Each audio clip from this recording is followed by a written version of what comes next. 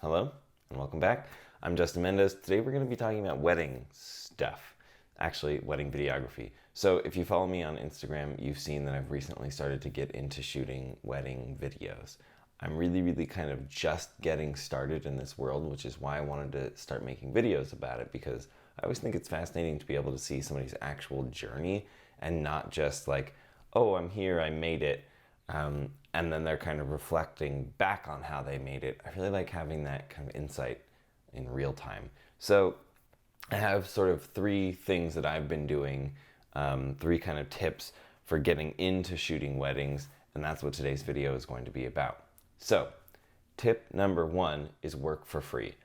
I know that as a creative person, and with a lot of friends that are creatives, you always hear people saying that you should never work for free, and I actually think that's complete nonsense.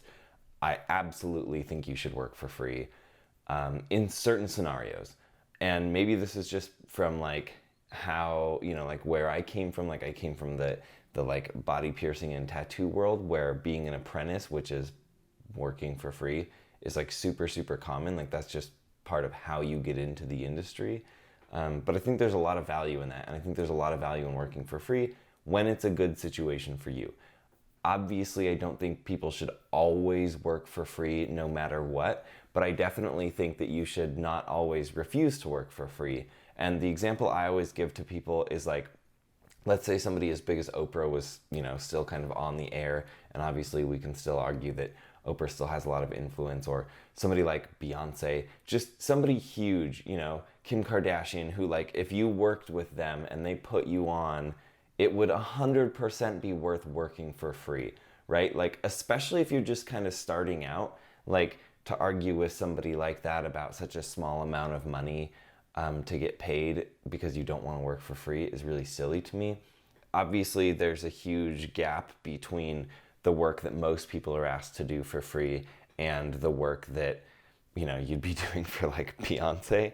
But the point is, there are scenarios in which all of us would be willing to work for free. So this notion that that some people are like opposed to working for free ever, like you should never work for free. Again, I just think is nonsense. So what I've been doing to work for free, first I was trying to hit up friends and family and just say, hey, if you know anybody, let me know. I'll shoot their wedding for free, which is a little bit of a gamble because they're sort of putting, their reputation on the line by telling their friends and family about you. And if you don't do a good job, especially since you're just getting started, it's a little awkward.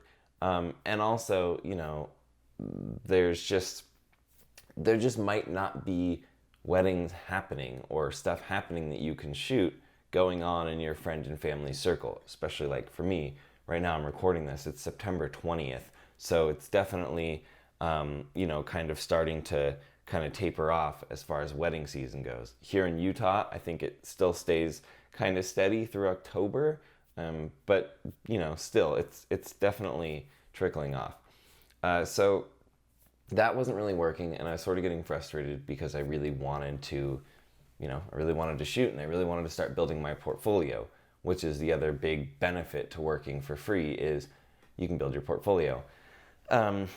So what I decided to do, again, since we're in Utah, I decided to go down to the local temple here, which luckily for us, the Salt Lake City, like downtown, huge, the temple of Latter-day Saints is not far from where we live, which means A, it's beautiful, and B, a lot of people are going down there. And I've heard that on Saturdays, they're just like, Friday, Saturdays, they're just like pumping people out like every 20 minutes all day long, basically, starting at like 6 a.m. to like 6 p.m.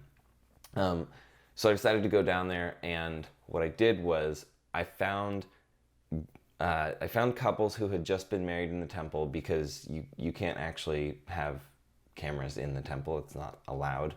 I'm not going to dive super into the, like nuances of LDS weddings, but just suffice to say that effectively what happens is they come out of the temple, just the couple, and generally their family and friends are waiting around, and that's when the photo and video opportunity is there.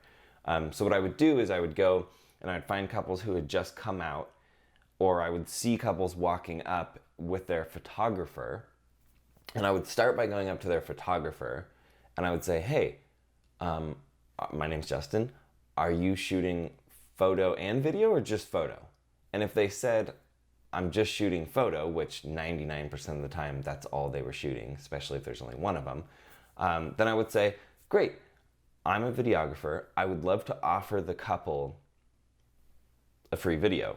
Would that be cool with you? I'll completely stay out of your way. It's your show, but would that be cool with you? And especially when you put it in those terms, every single one of them was like, yeah, if you want to offer that to the couple for free, go for it. I don't care. So I'd then go over to the couple and I'd basically do the same thing. Hey, my name is Justin. Congratulations. I am here doing free wedding videos today. I would absolutely love to shoot a free video for you if you want. And I promise I'll stay out of the way of your photographer. I already talked to them. It's their thing. But if you want it, I would love to shoot it for you. And again, 99% of the time, actually 100% of the time, they'd be like, free video? Absolutely. And that has led to me shooting a handful of temple wedding videos, which has been a ton of fun. And I've gotten a lot of great stuff from my portfolio and the people have loved it. So it's been awesome. So that's tip number one, is work for free. Find a way to work for free. Even if you don't have an LDS temple, go to a local church or find a wedding venue. Go down there or hit them up online and say basically what I just said. I haven't done that at a venue yet, but that's basically what I would say. I would just say, if you want to offer my services for free for any of your couples, here's my information. And by the way, there are a lot of ways to find free work, right? Like, you can also start, and I did this too. I actually just shot a wedding a couple weeks ago by doing this, which is I found other wedding videographers local and I hit them up and I said, hey, I love your work. If I did love their work, I love your work. Great stuff. I just wanted to let you know, like, if you ever need a second shooter, I would be more than happy to come down and be a second shooter for you. And some of them have been like, yeah, awesome, we'll keep you in mind. Some of them have been like, you should really buy my course on being a wedding videographer. And some of them have said, hey, actually, I have a wedding coming up on Saturday. Do you want to shoot it? So it's been awesome. And that one I actually ended up getting paid for, so that was pretty cool. There's a lot of ways to get free work. I think it's just like most of us, A, don't want to work for free, or B, we're afraid of just going out and just getting it. We're afraid of rejection. I mean, pretty much every time I have gone out and offered to work for free, I felt like I was gonna vomit because I was so nervous. I'm not saying it's easy. I'm not saying it's not scary. I'm just saying I think it's a way to get your foot into the door and build up your portfolio, especially if you don't have anything wedding related at all. So tip number two and tip number three kind of blend into each other. Tip number two is just to be super easy to work with. That goes back to what I was saying about photographers and telling them up front, hey, I'm not going to be in your way. It also goes to working with the couple. And basically that interaction of me talking with them at the very beginning, and then maybe a little bit of directing and sharing some ideas with the photographer throughout the session, it's pretty much all the interaction I have with the couple. I'm not trying to make random conversation with them. If I miss a shot, I'm just trying to get the next great shot, because especially in these scenarios, generally people are really trying to, they're on a time crunch. They're trying to get right to their reception. So I'm just trying to make their lives as easy as possible. And I think that goes for any service that you're providing, is like, you just want to make your client, your customer, your couple in this, specific scenario, as you just want their lives to be as easy as it can be, and you want them to feel relaxed, especially on this special day. It's all about them, making them happy, letting them do their thing, and not have to worry about you.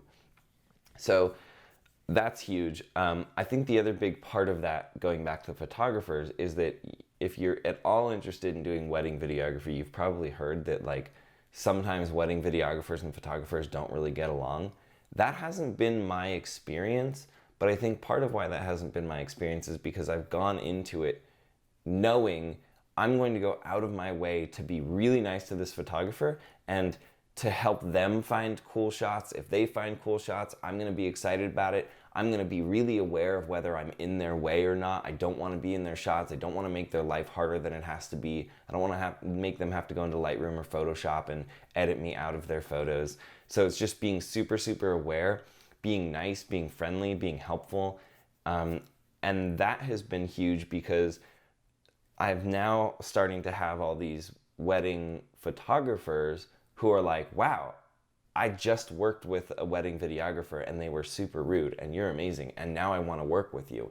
And then going back to the free work thing, or even not the free work thing, you could even say a discounted rate. Hey, I loved working with you too. This was amazing. If you have any upcoming weddings and your couple doesn't already have a videographer, I would be more than happy to come down and shoot video for them for free or for a discounted rate so that you can offer it to them and you can look amazing. And I've actually lined up, now again, I'm still doing stuff for free because I'm building my portfolio, but with one photographer, I ended up booking 5 other events to go and shoot with her to continue to build up my portfolio. Out of one of those events, it was at a venue. That venue needs a freelance videographer, so now I'm in talks with them about potentially doing some freelance work for them and being their go-to videographer for when they have corporate events and for when they have weddings at their venue. So again, it's all going back to being really easy to work with and just being really, really nice to be around. And the reason I said that blends into tip number 3 is because tip number 3 is networking. And again, it goes back, it all connects, you get it. So when you're super easy for a photographer to work with, when you're super easy for a venue to work with, obviously just doing, just the math, they will have worked with somebody who was not fun and not easy to work with in the past. So when you are fun and you're super easy to work with and you deliver a great product, they're going to want to refer you to their clients. It's just how it works, right? It makes them look good to say, hey, I have all these other resources for you, to their couples or their corporate clients. It's one less thing you have to think about because I already have a person who I know is amazing and they're super great to work with. They're going to deliver a great product. Here, it's this person. So I think networking is huge, huge, huge, huge. If you have any other wedding video questions that you'd like me to make or answer, let me know. I will be making more videos like this in the future, just kind of updating you on our progress. So stay tuned and thanks again.